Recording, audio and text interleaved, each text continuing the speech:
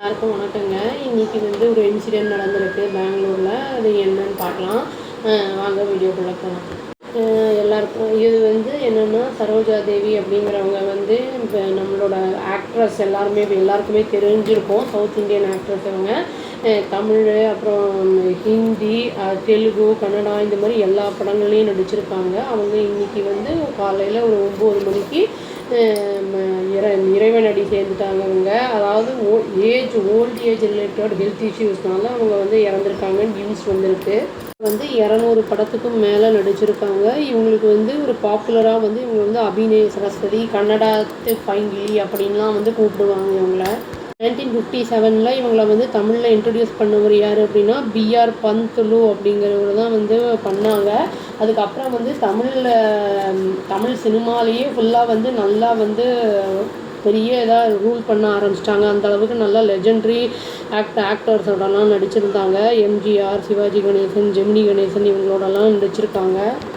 எம்ஜிஆர் அதாவது இவங்க சரோஜா தேவி நடித்தா ஒரு லக்கி இதாக இருக்கும், சாமாக இருக்கும் அப்படிங்கிற மாதிரி ஒரு இதுவும் இருந்தது, பேச்சும். இவங்க அவங்களோட 17 இயர்ஸில் அவங்க சினிமாவுக்கு வந்தாங்க. அதாவது கன்னட படம் எதுன்னா மகாகவி காளிதாஸ் அப்படின்னு 1955 இந்த படத்தில் நடிச்சிருக்காங்க. இவங்க பிறந்தது 1938 பிறந்திருக்காங்க. இவங்களை female super star of Kannada cinema அப்படின்னு கூட சொல்கிறாங்க.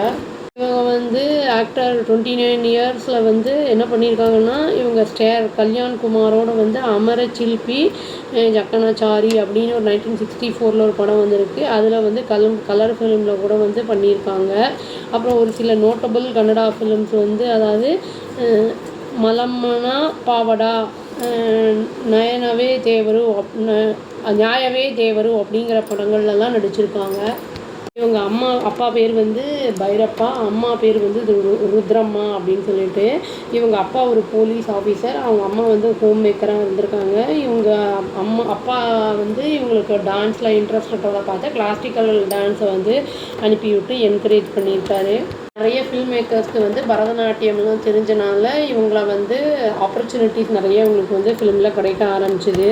சரோஜா தேவியோட அவங்க ஹஸ்பண்டு பேர் என்னென்னா ஸ்ரீ ஹர்ஷா அப்படின்னு சொல்லிட்டு. அவர் ஒரு என்ஜினியர். 1967 இவங்க மேரேஜ் பண்ணிக்கிட்டாங்க. அவர் 86 இறந்துட்டார். அவங்க இறந்தது பெரிய பாதிப்பை ஏற்படுத்துறதுனால அவங்க சினிமாவை விட்டே கொஞ்சம் தள்ளி தான் இருந்தாங்க. அவங்க புவனேஸ்வரி அப்படிங்கிற பொண்ணு அவங்களோட நீஸை அடாப்ட் பண்ணி அவங்கள டாட்டராக அவங்க வளர்த்துட்டு இருந்தாங்க. இவங்களுக்கு பர்சனல் ட்ராஜடியும் ஆயிருக்கு. திரும்பி புவனேஸ்வரியும் சீக்கிரமே இறந்துட்டாங்க. அதனால் அவங்க கிராண்ட் சில்ட்ரன் இந்திராமன், அப்புறம் கௌதம் அப்படிங்கிறவங்களாம் அவங்க டேக் கேர் பண்ணிகிட்டு இருந்தாங்க. சரோஜா தேவியோட cause of death old age ரிலேட்டடாக தான் அப்படிங்கிற மாதிரி தான் சொல்லியிருக்காங்க. இவங்க ஃபினரல் எப்படின்னா ஃபேன்ஸ் எல்லாம் நிறைய பார்க்குறாங்க. இவங்களுக்கு இந்த ட்ரிபியூட் பே பண்ணுறதுக்கு அவங்க வீட்டில் மல்லேஸ்வரத்தில் பாடியை வச்சுருக்காங்க. நாளைக்கு தான் அவங்களோட லாஸ்ட் ரைட்ஸ் மதியம் 12 மணி அளவுக்கு நடைபெறுது அப்படிங்கிறத சொல்லியிருக்காங்க. நம்ம பிரதமர் என்ன சொல்கிறாங்கன்னா, நல்ல ஒரு ஸ்டாரை நம்ம இந்தியன் சினிமா எழுந்துருச்சு, அவங்க ஒரு பெரிய பில்லர் ஆஃப் இந்தியன் சினிமா அப்படிங்கிறதையும் அவர் சொல்லியிருக்காரு. Padma Shri, Padma Bhushan, Kalaimamani award, NTR national award, அப்புறம் Rajkumar award, Filmfare life time achievement award சவுத்தோடது, அப்புறம் ஹானரி டாக்டரேட் அவார்டு, அப்புறம் புவனேஸ்வரி லிட்ரரி அவார்டு அப்படின்னு நிறைய வாங்கியிருக்காங்க அவார்ட்ஸு. அவங்க லாஸ்ட்டாக நடித்த படம் 2019 ரிலீஸ் ஆச்சு. அதுக்கப்புறம் அவங்க நடிக்கவே இல்லை. அவங்க ரொம்ப குவாய்ட்டானவங்க, லவ்வபிள் ஆனவங்க அப்படிங்கிற மாதிரிலாம் சொல்லிக்கிறாங்க. சினிமா இண்டஸ்ட்ரியே பயங்கரமான ஒரு ஷாக்கில் இருக்குது அப்படிங்கிறதையும் சொல்கிறாங்க. அவங்க இறந்த அவங்களுடைய ஆன்மா சாந்தி அடையணும் அப்படின்னு சொல்லி நம்ம இறைவனை பிரார்த்திச்சுப்போங்க. அவ்வளோதான். Thank you. Please do like, share and subscribe our channel and click the all option and tap the bell icon. Thank you.